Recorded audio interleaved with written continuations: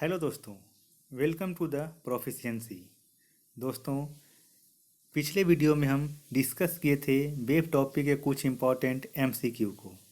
आज का वीडियो भी वेब टॉपिक से ही रिलेटेड है, तो कृपया इसे ध्यान से देखिएगा क्योंकि यह question competitive point of view से बहुत ही इम्पॉर्टेंट है। दोस्तों, स्टार्ट करने से पहले हम कहना चाहेंगे कि अगर आप इस चैनल पर नए हैं और मुझसे जुड़ना चाहते हैं तो मेरे इस चैनल को सब्सक्राइब करें, साथ ही वीडियो को लाइक करना ना भूलें क्योंकि आपका लाइक और सब्सक्राइब ही मुझे मोटिवेशन देता है। आप मुझे इंस्टाग्राम, टेलीग्राम और ट्विटर पर भी फॉलो कर सकते हैं। प्रोफाइल आईडी आपके स्क्रीन पर है। तो चलिए स्टार्ट करते हैं। First question is the least penetrating power ray is A alpha ray, B beta ray, C gamma ray and D X ray. And the right option of this question is option number A alpha रे।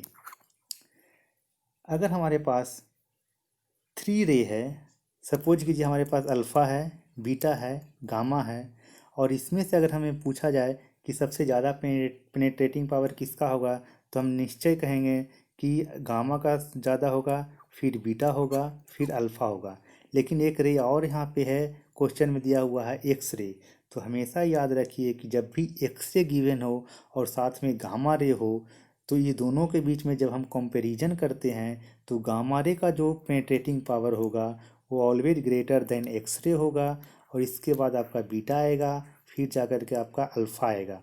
तो हम कह सकते हैं कि alpha का जो penetrating power है वो सबसे कम है, मतलब कि लीस्ट पेनेट्रेटिंग पावर किसका होगा, अल्फ़ा का होगा। चलिए नेक्स्ट पॉइंट, नेक्स्ट क्वेश्चन देखते हैं। Next question, X-ray can be used, कहता है एक्सरे यूज किया जा सकता है।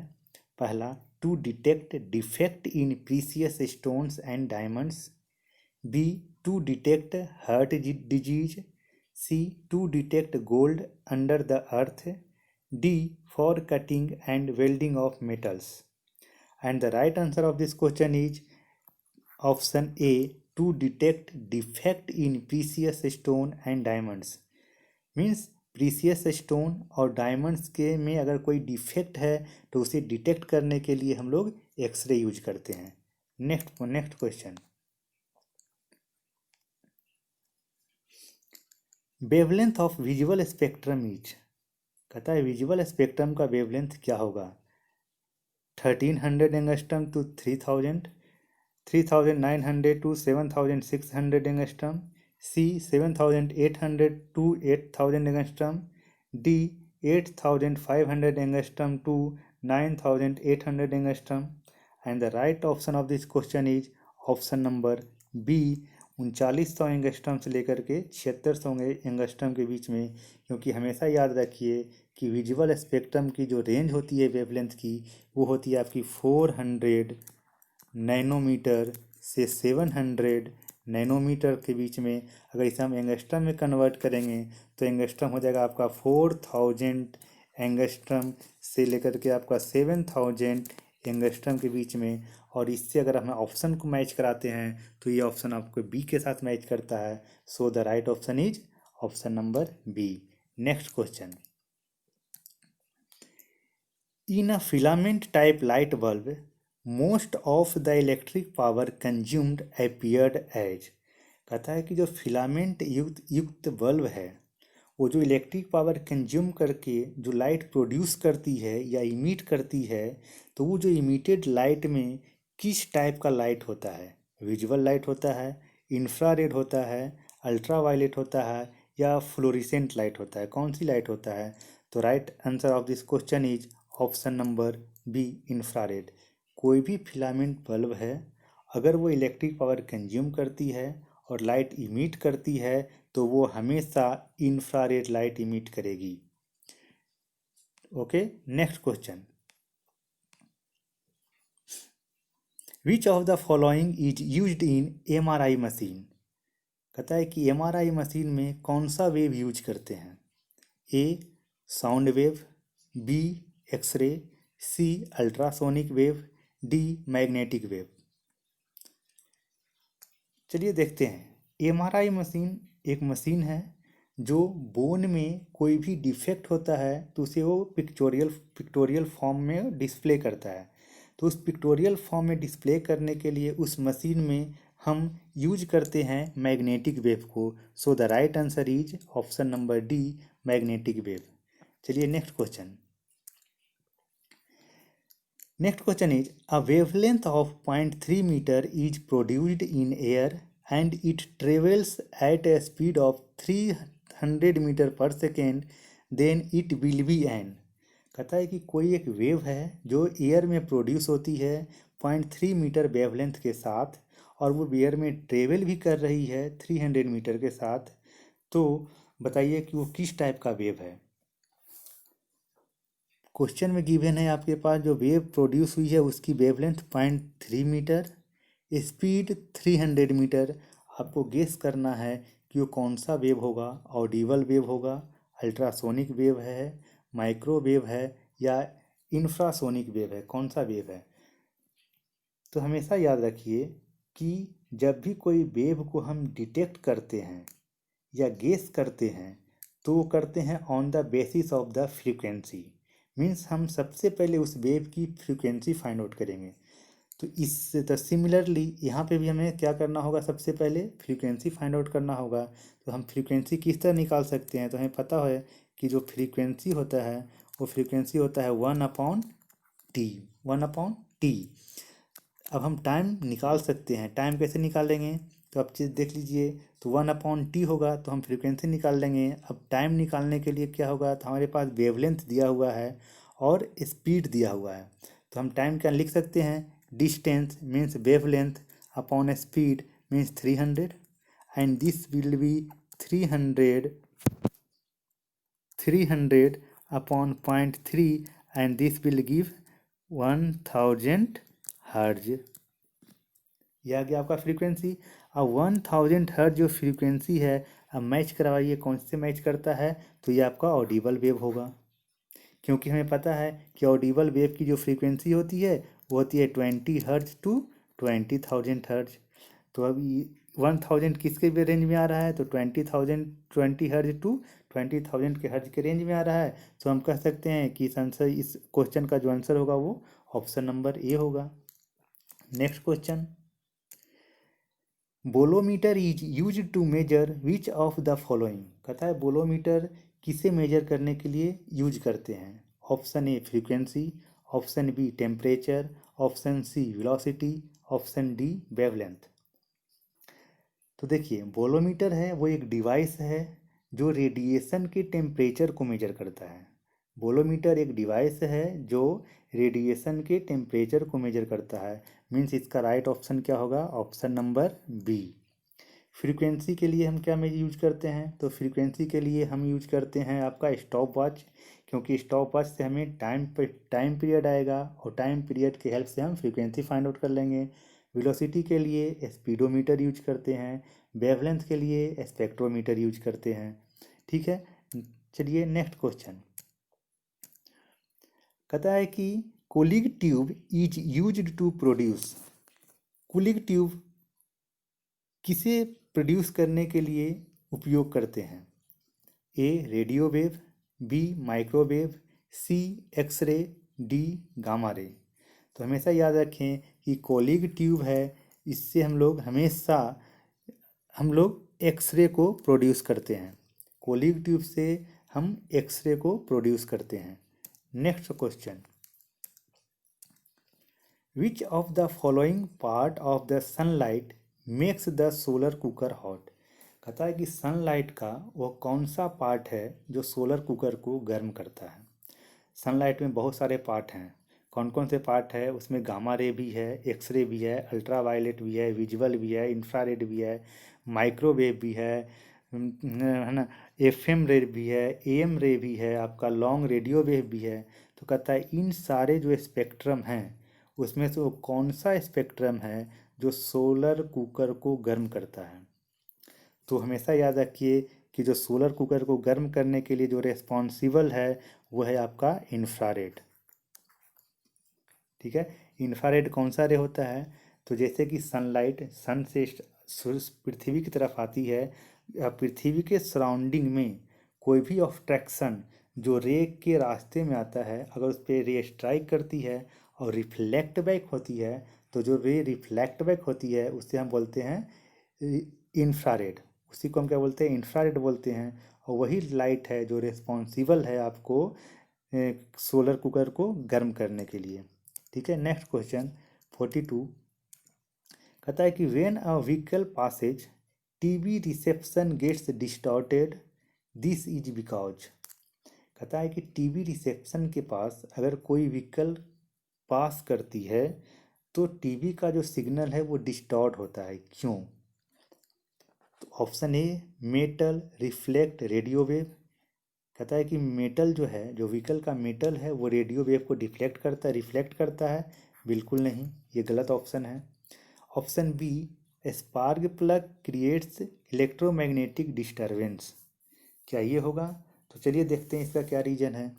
कि अगर देखते हैं कि जो व्हीकल में स्पार्किंग होती है उसके लिए इलेक्ट्रिसिटी की रिक्वायरमेंट होती है, तो बैटरी से स्पार्क प्लग के बीच में इलेक्ट्रिसिटी में क्या कहते हैं मूव करती है। तो इलेक्ट्रिसिटी के मूवमेंट के कारण स्पार्क प्लग के पास इलेक्ट्रोमैग्नेटिक वेव क्रिएट होता है। मीन्स वहाँ पे एक मैग्नेटिक फील्ड का डेवलपमेंट होता है, और वो मैग्नेटिक फील्ड आपका रेडियो वेव को क्या करता है? डिफ्लेक्ट करता है, जिसके कारण वहाँ पे का जो जो टीवी का जो सिग्नल है वो डिस्टॉर्ट होता है, और आपका जो क्या कहते हैं वीडियो और जो ऑडियो का जो सिग्नल उसे डिस्टॉर्ट करता है। ठीक है, यानी कि हम कह सकते हैं कि आपका राइट ऑप्शन है। Next question, where are meson found. कहता है मेसॉन कहाँ पाया जाता है? Cosmic ray, X-ray, gamma ray and laser beam. तो right option of this question is option number A, cosmic rays. Cosmic rays के पास ही आपका मेसॉन पाया जाता है। नेक्स्ट क्वेश्चन 44 कहता है what is the full form of AM regarding radio broadcasting. तो एएम का मतलब होता है amplitude modulation. Right option is option number D, amplitude modulation. Next question, the scientist who first sent electromagnetic waves to distant place is. कहता है वो पहले scientist कौन हैं जिन्होंने इलेक्ट्रोमैग्नेटिक वेव को डिस्टेंस प्लेस तक ट्रेवल करवाया था। मतलब कि एक लंबी दूरी तक के लिए उन्होंने इलेक्ट्रोमैग्नेटिक वेव को ट्रेवल करवाया था, लंबी दूरी तक ट्रेवल करवाया था। वो कौन से साइंटिस्ट थे? 4 ऑप्शन है, James Clark Maxwell, B Heinrich Hertz, C Thomas Alva Edison and D John Logie Baird. So right option is option number B, Henry Hertz. Henry Hertz वो साइंटिस्ट है जो सबसे पहले इलेक्ट्रोमैग्नेटिक वेव को एक लंबी दूरी तक ट्रेवल करवाए थे। नेक्स्ट पॉइंट कहता है gamma rays have greatest similarities with. कहता है कि गामा रे का किसके साथ सिमिलरिटीज है? तो मैंने पहला क्वेश्चन में ही बताया था, पहला या सेकंड दूसरा क्वेश्चन में ही बताया था कि गामा रे को हम हमेशा कंपेयर करते हैं एक्सरे के साथ, किसके रेस्पेक्ट में? पेनिट्रेटिंग पावर के रेस्पेक्ट में। So the right option of this question is option number C. Next question 47 the audio signal of TV are. कहता है कि टीवी का ऑडियो सिग्नल क्या होता है? एम्पलीट्यूड मॉड्यूलेटेड होता है, फ्रीक्वेंसी मॉड्यूलेटेड होता है, अनमॉड्यूलेटेड होता है, या फिर वेलोसिटी मॉड्यूलेटेड होता है। तो हमेशा याद रखिए कि ऑडियो और वीडियो दो सिग्नल होते हैं, और दोनों हैं जो अलग अलग मॉड्यूलेशन पे वर्क करता है। ऑडियो सिग्नल हमेशा फ्रीक्वेंसी मॉड्यूलेटेड होता है, और वीडियो सिग्नल हमेशा एम्पलीट्यूड मॉड्यूलेशन पे वर्क करता है। तो इस क्वेश्चन का जो राइट ऑप्शन होगा वो होगा option number B, frequency modulation. ठीक है, next question 48 tape recorder should not be kept near one of the following things. कहता है कि टेप रिकॉर्डर को किसके नज़दीक नहीं रखना चाहिए। Option A clock, option B magnet, option C electrical switch board, option D radio. तो हमेशा याद रखें कि टेप रिकॉर्डर को मैग्नेट के पास नहीं रखना चाहिए, क्योंकि उससे क्या होता है कि टेप रिकॉर्डर का जो बेल्ट होता है जिसमें मैग्नेटिक लेयर लगे होते हैं वो उससे खराब होता है। नेक्स्ट पॉइंट कहता है night photography and photography in mist and fog are possible using. कहता है कि नाइट में फोटोग्राफी करना और फोटो मिस्ट यानी कि धुंध और कोहरा में फोटोग्राफी करने के लिए हम यूज करते हैं, क्या यूज करते हैं, इंफ्रारेड रेडिएशन।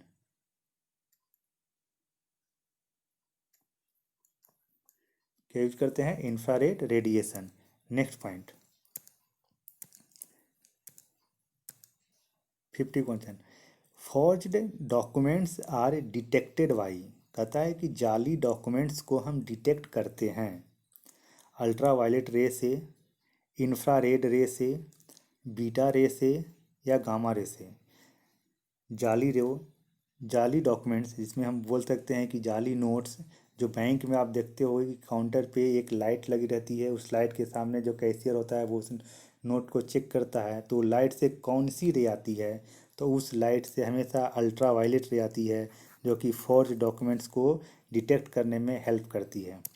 नेक्स्ट क्वेश्चन 51 कहता है in the remote control of television electromagnetic waves used are. कहता है कि जो हम रिमोट कंट्रोल यूज करते हैं अपने घर में, ऑफिस में, जहाँ भी, जिससे हम टेलीविज़न को कंट्रोल करते हैं, उस रिमोट कंट्रोल से कौन से वेव जनरेट होता है। Option A ultraviolet, option B microwave, option C radio wave, option D infrared. तो हमेशा याद रखें कि जो रिमोट कंट्रोल से हमेशा इंफ्रारेड सिग्नल है वो इमिट करता है। Next question which of the following radiations has the least wavelength. कहता है वो कौन सा रेडिएशन है जिसकी वेवलेंथ लीस्ट होगी। दिया हुआ है एक्स रे, अल्फा रे, गामा रे एंड बीटा रे। कौन सी रेडिएशन है जिसकी वेवलेंथ लीस्ट होगी। ये चार रे है जिसमें अल्फा बीटा गामा और एक्स रे है। इसके जस्ट पहले हम शायद इस वीडियो का पहला या दूसरा क्वेश्चन में हम डिस्कस किए थे पेनिट्रेटिंग पावर, जिसमें हमने पहले कहा था कि जो पेनिट्रेटिंग पावर है वो आपका गामा का ज़्यादा होगा, फिर एक्स का होगा, फिर बीटा का होगा और फिर अल्फ़ा का होगा। लेकिन यहाँ पे कह रहा है वेवलेंथ, तो हमेशा याद रखें कि जो वेवलेंथ होता है वो इन्वर्सली प्रोपोर्शनल है आपका पेनिट्रेटिंग पावर का टू पेनिट्रेटिंग पावर। अब पेनिट्रेटिंग पावर ज़्यादा होगा वेवलेंथ कम होगा, तो पेनिट्रेटिंग पावर किसका ज़्यादा है, गामा का ज़्यादा है। तो सिंपल सी है कि जो वेवलेंथ कम किसकी होगी, गामा की होगी। तो राइट ऑप्शन कौन सा होगा, ऑप्शन नंबर सी। चलिए नेक्स्ट क्वेश्चन देखते हैं। कहता है a second pendulum is a pendulum whose time period is. कहता है सेकेंड पेंडुलम किसे बोलेंगे जिसका टाइम पीरियड 1 सेकेंड होगा, टाइम पीरियड 4 सेकेंड होगा, टाइम पीरियड 3 सेकेंड होगा या टाइम पीरियड 2 सेकेंड होगा। तो सेकेंड पेंडुलम हम उसे बोलते हैं जिसकी टाइम पीरियड 2 सेकेंड होती है। चलिए नेक्स्ट क्वेश्चन कहता है what is the motion which repeats it self after regular interval of time. कहता है उस मोशन को हम क्या बोलेंगे जो अपने आप को कुछ इंटरवल के बाद रिपीट करता हो। तो उसे हम बोलते हैं पीरियोडिक मोशन। पीरियोडिक मोशन एक ऐसा मोशन है जिसमें कोई भी बॉडी अपने आप को सेम पॉइंट पे कुछ समय के बाद दोबारा ला करके स्थिर करता है या दोबारा उस पॉइंट पे पहुंचता है, तो उसे हम बोलते हैं पीरियोडिक मोशन। सो ऑप्शन क्या होगा, ऑप्शन नंबर ए। नेक्स्ट क्वेश्चन कहता है विच of the following waves has the highest frequency. कौन सी वेव है जिसकी फ्रिक्वेंसी हाईएस्ट होगी। तो मैंने पिछले वीडियो में एक स्पेक्ट्रम बताया था, उस स्पेक्ट्रम में मैंने एक बताया था कि एक सीरीज होती है फ्रीक्वेंसी के अकॉर्डिंग, और मैंने वहाँ पे कहा था कि जो गामा रे की जो स्पेक्ट्र की फ्रीक्वेंसी होती है वो मैक्सिमम होती है, उसके बाद एक्सरे की होती है, फिर अल्ट्रा वायलेट, फिर विजिबल लाइट की क्या कहते हैं फ्रीक्वेंसी आएगी, फिर इंफ्रारेड की फ्रीक्वेंसी आएगी, फिर माइक्रोवेव की फ्रीक्वेंसी आएगी, फिर एफ एम मॉड्यूलेटेड वेव, फिर A M amplitude modulated wave, फिर लॉन्ग रेडियो वेव। तो फिर अब देखिए क्वेश्चन क्या कहता है कि which of the following waves has the highest frequency. तो अभी सीरीज के अकॉर्डिंग यहाँ पे मैच कर लेते हैं किसकी फ्रीक्वेंसी ज़्यादा होगी। तो ऑलरेडी यहाँ पे गामा है, तो इस ऑप्शन क्या हो जाएगा आपका option number D. Next question कहता है फिल इन द ब्लैंक्स, यहाँ पे फिल करना है एज पर द ऑप्शन कि यहाँ पे क्या आएगा। तो कहता है कि dash are used for communication in artificial satellite. Artificial satellite में हम लोग क्या यूज करते हैं। Option A infrared wave, radio wave, ultraviolet rays या amplitude modulated wave. Artificial satellite में कम्युनिकेशन के लिए हम लोग क्या यूज करते हैं। तो इसका राइट ऑप्शन है आपका option number B, radio wave. हम लोग सेटेलाइट में रेडियो वेव यूज करते हैं। Next question 57 sorry, what is the distance between a crest and the consecutive trough in a transverse wave. कहता है कि कंजिक्यूटिव क्रेस्ट एंड ट्रो के बीच की जो डिस्टेंस है वो क्या है। वेवलेंथ है, एम्पलीट्यूड है, हाफ ऑफ द वेवलेंथ है या ट्वाइस द वेवलेंथ है। तो चलिए देख लेते हैं इसे क्या होगा। तो हम सबसे पहले एक वेव ड्रॉ कर लेते हैं। ये वेव है आपका, ये वेव है ट्रांसवर्स वेव। इस वाले पॉइंट को बोलते हैं क्रस्ट, इस वाले पॉइंट को बोलते हैं ट्रू। ठीक है, तो कहता है इस वाले पॉइंट का जो हम परपेंडिकुलर ड्रॉ किए इस एक्सिस पे, और इस वाले पॉइंट का जो परपेंडिकुलर ड्रॉ किए एक्सिस पे, तो इस जो बीच का जो डिस्टेंस है, अगर हम पॉइंट ए और बी, तो कहता है ए बी डिस्टेंस को हम क्या बोलेंगे, वेवलेंथ बोलेंगे, एम्पलीट्यूड बोलेंगे, हाफ द वेवलेंथ बोलेंगे या ट्वाइस द वेवलेंथ बोलेंगे। चलिए देखते हैं। हम एज्यूम करते हैं ये पॉइंट ओ है, ये पॉइंट वो है, ये ए हो गया, ये पॉइंट सी है और ये पॉइंट आपका डी है। ठीक है, तो ओ और सी आपका लैम्डा होगा, ओ सी लैम्डा हो जाएगा। ठीक है, ओ डी आपका लैम्डा बाई 2 होगा, ओ डी लैम्डा बाई 2 होगा। ओ ए की हम बात करते हैं तो लैम्डा बाई 4 होगा, ए डी भी लैम्डा बाई 4 होगा, डी भी लैम्डा बाई 4 होगा। तो ए और बी क्या हो जाएगा, lambda by 4 plus lambda by 4, यानी कि ए बी बराबर क्या हो जाएगा आपका लैम्डा बाई 2, तो half the wavelength. And the right answer is option number C, half the wavelength. Next question कहता है which one of the following is not a property of electromagnetic wave. 4 option given है, इस 4 option में कोई एक option गलत है, तो ही उस ऑप्शन को हमें चूज करना है। कहता है कि वो इलेक्ट्रोमैग्नेटिक वेव की प्रॉपर्टी नहीं होगी, कौन सी नहीं होगी। A B C D 4 option है, उस 4 ऑप्शन में कोई एक है जो कि प्रॉपर्टी नहीं है। ठीक है, चेक करते हैं। कहता है electromagnetic waves do not show interference and diffraction. तो कहता है कि क्या इलेक्ट्रोमैग्नेटिक वेव वो इंटरफेरेंस और डिफ्रैक्शन शो नहीं करता है। बिल्कुल शो करता है, इलेक्ट्रोमैग्नेटिक वेव इंटरफेरेंस और डिफ्रैक्शन दोनों शो करता है। यानी कि आपका ये आंसर आपका मैच कर गया, यहाँ पे ये गलत है, ये प्रॉपर्टी है। ठीक है, नेक्स्ट क्वेश्चन 59 कहता है the time taken by a pendulum to complete one oscillation is called its. कहता है एक पेंडुलम के द्वारा एक कंप्लीट ऑसिलेशन में जो टाइम लिया गया है उसे हम क्या बोलते हैं। Maximum speed, average speed, time period या टाइम इंटरवल।